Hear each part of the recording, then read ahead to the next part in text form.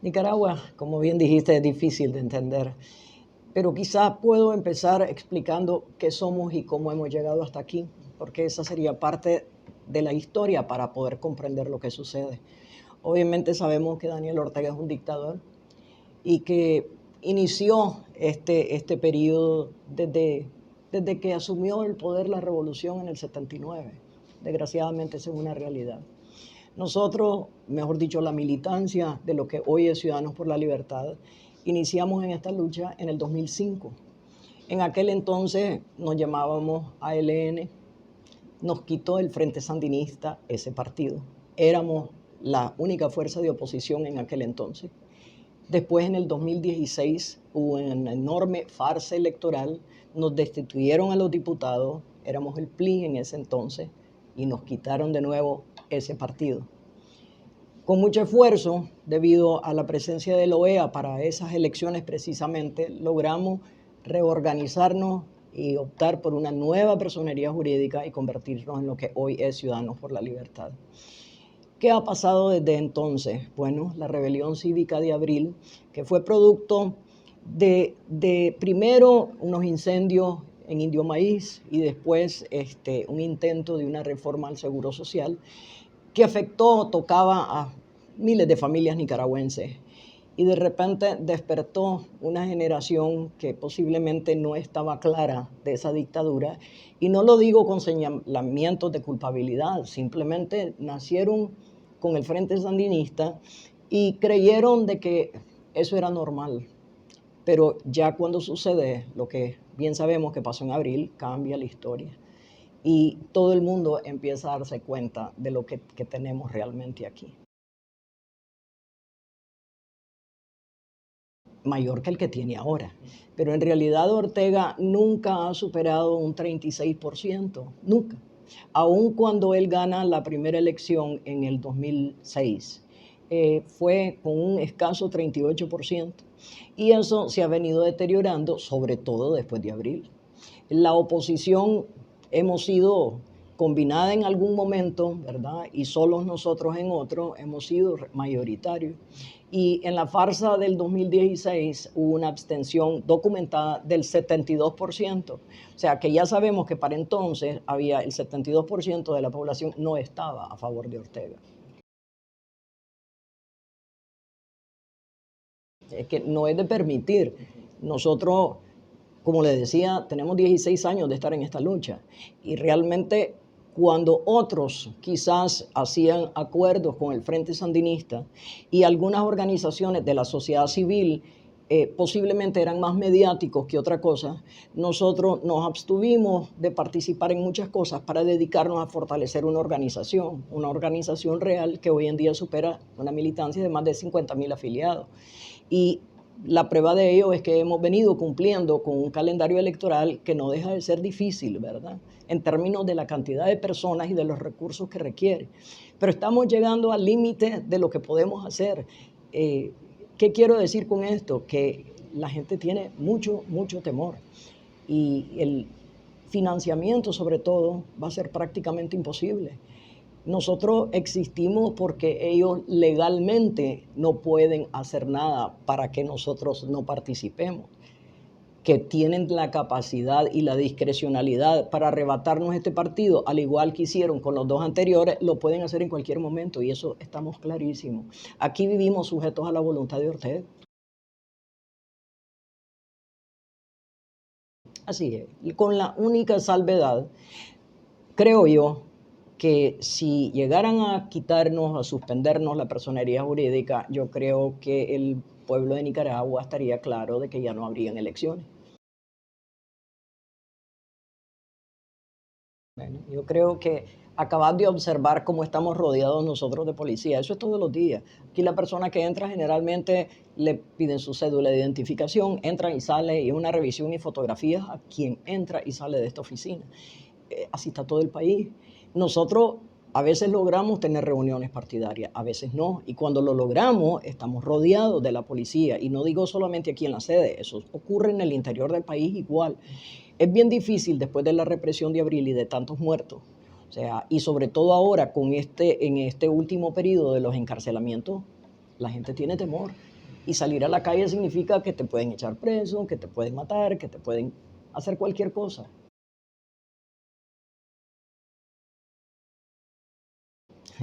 Eso no lo sabemos. Eso puede cambiar de la noche a la mañana. Ahorita nosotros hemos dicho que la salida cívica es la única para Nicaragua y que por lo tanto participar en un proceso electoral es la única esperanza que no podemos perder los nicaragüenses y que tenemos que seguir presionando para ello. Yo creo de que en cierto modo Daniel Ortega necesita de estas elecciones, lo que no significa que nos vamos a prestar nosotros a un fraude electoral. Lo que significa es que tenemos que mantenernos activos en la lucha, porque si se da un voto masivo de la población, o sea, vamos a poderle ganar sin problema alguno. Y si se las roba, a como se las ha robado antes, ya veremos en ese entonces. Pero ese momento todavía no ha llegado. No. Yo no tengo. Mi objetivo cuando fui electa presidente de este partido, que conlleva una gran responsabilidad, es poder dejar un legado de un partido diferente, donde la democracia se practique desde adentro del partido. No podemos nosotros esperar democracia para un país si no empezamos como institución a ser democráticos. Y ese ha sido, digamos, lo que yo quisiera poder culminar al final de este periodo tan difícil. Hemos hecho grandes esfuerzos para lograrlo, pero yo realmente no tengo interés alguno, ni pienso, ni he pensado en ser candidato a nada, ni candidatura presidencial, ni a la Asamblea Nacional.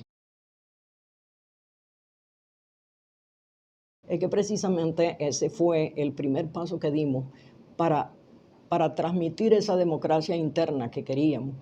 Y abrimos el partido al punto que dijimos, no vamos a proponer a un candidato presidencial de las filas de este partido, sino que lo vamos a abrir a aquellos liderazgos emergentes o a cualquier persona que teniendo aspiraciones y que reuniendo las calidades constitucionales podrían ser candidatos. Y iba a ser una especie de primaria donde ya teníamos incluso toda una metodología combinado de debates con encuestas públicas, ¿verdad? No a lo interno del partido, sino toda la población participando, para efectos de que con una puntuación externa pudiéramos elegir a la mejor persona. Pero no se pudo, nos han encarcelado a 2 precandidatos que ya estaban inscritos, que son Arturo Cruz y Juan Sebastián Chamorro, y luego 2 personas más que habían expresado interés ya en participar en este proceso, como son Cristiana Chamorro, por supuesto, Félix Maradiaga, otro, igual los encarcelaron. Entonces estamos en estos momentos en una disyuntiva que cambia todo, porque ya creer que vamos a poder hacer un proceso de elección democrática en esta represión y en esta coyuntura ya no va a ser posible. Por lo tanto, tendremos que ver cómo hacer los ajustes al mecanismo para encontrar a esa mejor persona, porque los que están presos, pues obviamente no van a poder ser. El periodo es del 28 de julio al 3 de agosto. O sea, para el 3 de agosto ya sabríamos quién va a contender. Así es, así es. ¿Hay interés? ¿Hay una lista de interesados actualmente? Existen algunas personas que aún permanecen inscritos y con intenciones aún cuando no están inscritos, y creo yo de que habrán otras personas y que en algún momento vamos a tener que abrirnos para ver quién es más. Esta es una situación bien delicada. Lo que hemos visto es que están a la cacería de cualquiera que podría expresar su interés en participar, y por lo tanto tenemos que ser cautelosos porque no se trata tampoco de exponer a las personas. Sin embargo, yo creo que lo menos que podemos hacer es actuar con miedo. Tenemos que dar la cara y tenemos que mantenernos firmes en la lucha. Y yo estoy segura de que tanto entre los precandidatos actuales que tenemos como quizás de otras personas, vamos a encontrar a aquel líder que estamos buscando todos para enfrentarnos con Ortega. No, para nada. Yo creo que todo lo contrario. Nosotros debemos de aprender, y digo aprender de forma triste, porque aprender de la desgracia ajena no es el mejor libro para leerlo, pero si nosotros vemos a Cuba con 60 años de comunismo y de miseria, y vemos a Venezuela con los 20 años, pues obviamente tenemos que pensar con mucho cuidado los nicaragüenses que lo que ha sucedido en esos países y que aún no logran salir de esa historia triste que estamos viendo en el continente, pues que nosotros logremos encontrar una solución. Eso es lo que necesitamos. Sí, para mí es lo mismo. Izquierda es izquierda. Le pueden llamar socialismo, comunismo, progresismo, todo, pero no dejará de ser izquierda. Y nosotros en Nicaragua, y no me voy a referir al partido, me refiero a los nicaragüenses en general, este no es un país de izquierda. Y si se tratara de ideología, jamás ganaría una izquierda, nunca. Es mínima la representación de izquierda que hay. Pero también dentro de una supuesta oposición en Nicaragua hay una izquierda con la que nosotros no vamos a estar de acuerdo nunca. Es que yo creo de que eso es lo que se ha tratado de transmitir al mundo y ha sido un grave error. Desgraciadamente, y nos vamos a comparar de alguna manera con esa izquierda que no está con Ortega, pero ese es el sandinismo que no está en el poder, pero que lo quiere recuperar. No han cambiado. El MRS. El MRS. También está la articulación, pero digamos, ellos son muy pequeños, pero que durante muchos años han estado a cargo de múltiples ONGs y por los recursos que han podido tener, obviamente sus relaciones internacionales son de primera, yo no lo niego. En cambio nosotros, que somos un partido liberal, ¿qué es lo que sucede con nosotros? Nos hemos dedicado a trabajar en el territorio, donde nosotros tenemos una enorme base de afiliados y una estructura territorial real. Ellos es todo lo contrario, tienen un grupo muy pequeño, pero muy eficiente en cuanto a todo lo que es comunicación. Vean, al inicio nos preocupó, obviamente, y nos sigue preocupando el encarcelamiento de todos.